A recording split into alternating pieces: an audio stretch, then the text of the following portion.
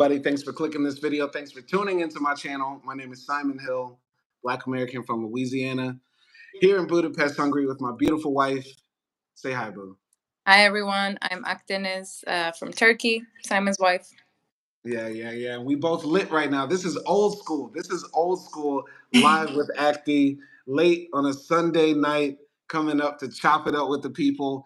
And people might think that I have stopped covering the Drake and Kendrick beef because I didn't jump on the songs automatically when they were coming out. But I wanted to wait because every 5 minutes a song comes out. Don't it feel like that? Yeah, definitely. Every day, like, someone is putting out another song. It's starting to get to the point I'm literally tired of it. Yeah, I go onto my Instagram and my social media, and it's all like Drake and Kendrick. Yeah, it's starting to get a bit much. Like literally, it's exhausting to keep up with everything. Yeah, even now in my head, the song playing is like "Baby Drizzy," like playing in my head for the last. Yo, has this beef started to become just like to the point it's almost ridiculous? Like, does it feel a bit ridiculous, or does it still feel serious, entertaining, motivational? I don't know, like whatever. I don't know about its seriousness, but I'm still entertained. I You're like still when entertained. the big dogs are throwing shots at each other and all their dirty laundry is aired. Let's see. Maybe 5 years from now, we'll hear about Drake's daughter. Wow, that would be crazy. Because like I feel like at this point, it's gotten to the point where it's he said, he said. Like you got a daughter, you're raising another man's child. Well, you're a pedophile. You got beat up. Like we're like one diss away. We're one song away from somebody saying you sucked a dick. Like we're this close to. Because that's what it eventually comes to with men. Like you're gay, nigga. No, you're gay. Wow. Well, yeah. Kendrick, I guess, already made that a little bit, but as a joke, not as an accusation. A little bit. It's starting to get a bit crazy, but I'm still with it. I'm still. Yeah.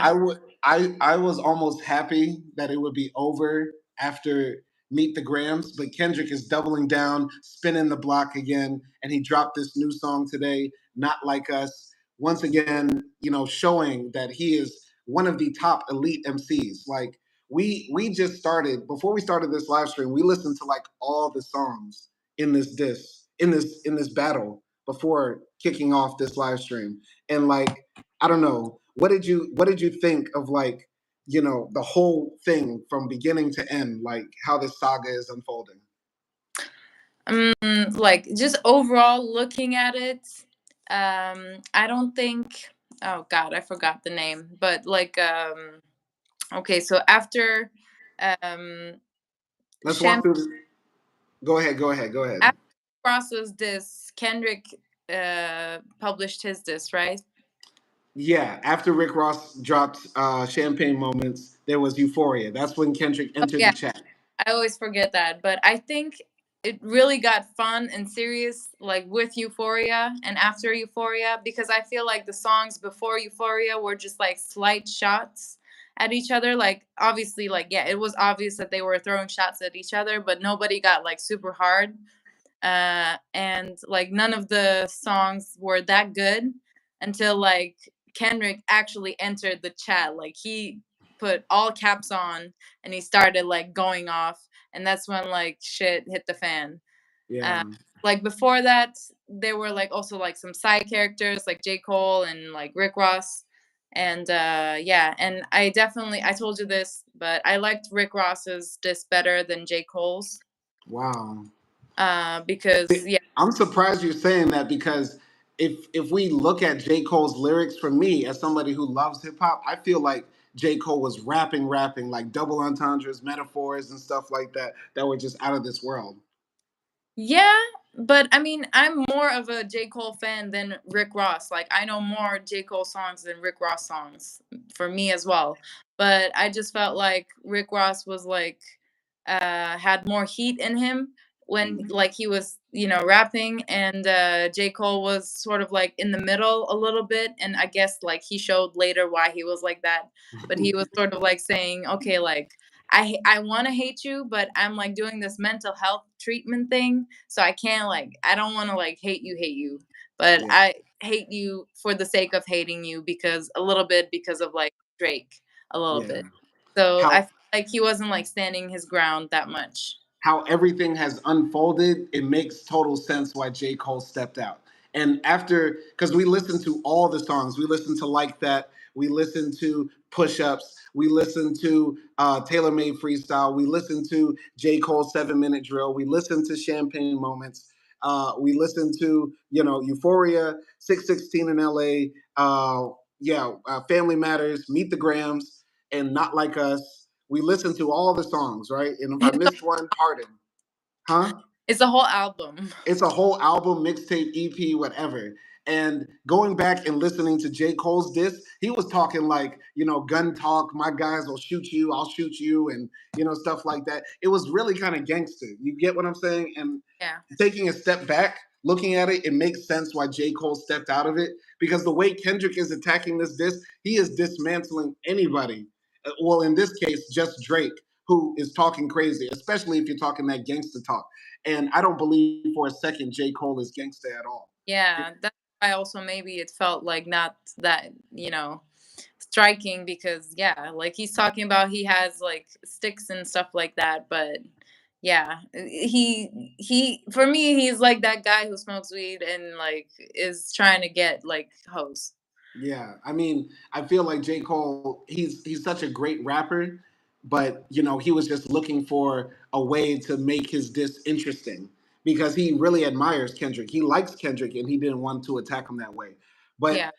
But I think when Kendrick entered the chat, the quality of the music went up exponentially. Like listening to the songs all again, it sounds like Kendrick is releasing a very slow album for all of us to hear. Like every day his songs drop, it sounds like another part of Damn, like Damn Part 2, or like, Good Kid Mad City, but the mad side. You get what I'm saying? He is not Yeah. playing, and Yeah, it's definitely. insane. Like he upped it. Like he definitely pushed Drake to do Family Matters, because like all the stuff Drake did before Family Matters was kind of whack. I'm gonna be honest. Like I disagree. I was disagree. it wasn't to like the level of what Kendrick was releasing. I totally disagree. I feel like push ups has gotten better as time has progressed. Drake is a master at making something very simple sound be a double entendre and very profound. You know what I mean? I'm big in Japan. That's in reference to a girl named Tokyo that Future liked, but Drake got with. Your pants might rip. That's a reference to Kendrick Lamar's relationship with his wife possibly falling apart. Like those simple lines have such deep meanings, and I don't think anybody could do that other than Drake. So I really think Drake has shown his lyrical ability in this battle way more than Kendrick. Honestly, Kendrick is great at getting into your head and psychological warfare, but Drake is showing he is masterful with his pen. I love it. I love it. I love it. And I'm not a Drake fan. I am more of a Kendrick fan. But I'm loving the writing. Just as a fan of hip hop, I love the writing that Drake is doing here. Yeah, I just don't know. Like, I'm not talking about like after, Family Matters. Like, Family Matters is definitely a bop. It's definitely like a hit. It's a great song. But yeah, I don't know. Like, Push Ups is a good song too. But after like Euphoria and 616 in LA, I feel like Push Ups is like, not up to that tempo, because I feel like when it started with like Euphoria, like the musicality level and the production like quality went up after Right. that. And let me take a step back because when Euphoria dropped, I didn't like it the way I like it now because so much of what he said in Euphoria has sort of like come true. In Euphoria, he said, back to back. I like that record. I'm gonna get back to that for the record. And I didn't understand it at first until he dropped 616 in LA. And that is his back to back, like how Drake dropped one song against Meek Mill and then another song. Kendrick did the same thing. Like I am not. I am just shocked that this level of like strategy in warfare is happening like right here. You get what I'm saying? No, definitely. Like also for me as well, like the first time I remember we listened with you like laying in the bed, and yeah, it felt a bit artsy for me, and we discussed this also.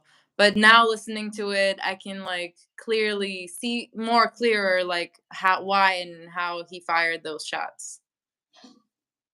Exactly. Like Kendrick, when you realize that the music we listen to most of the time is like very cookie cutter, it's very mainstream boilerplate, and then Kendrick drops, it takes a second to realize, oh wait, I've been eating McDonald's this whole time. This is filet mignon. This is Michelin 5 star. You get what I'm saying? Like Yeah, because most of the time Drake's music is very simple, it's easy to digest, it's boppy, catchy lyrics. But Kendrick comes and you have to readjust your template, your yeah, palette for how you digest music. You get what I'm saying? definitely. You have to listen like a couple of times. You have to like check yourself and yeah, all of Yeah, those. yeah, yeah.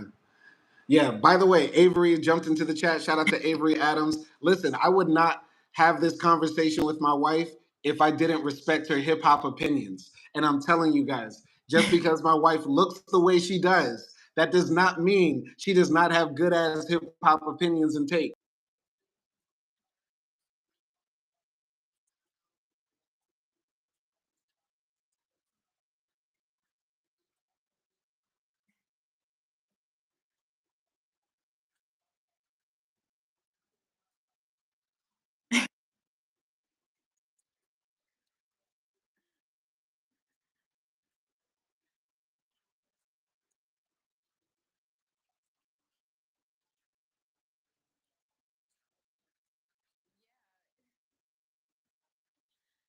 I mean, I'm not like that deep into hip hop, but I do like that's one of my favorite genres, and that's one of the genres that I listen to mostly.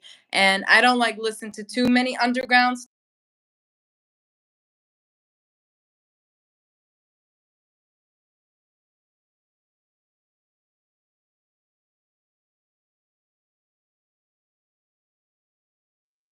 You're supposed to unravel, and especially not from being America.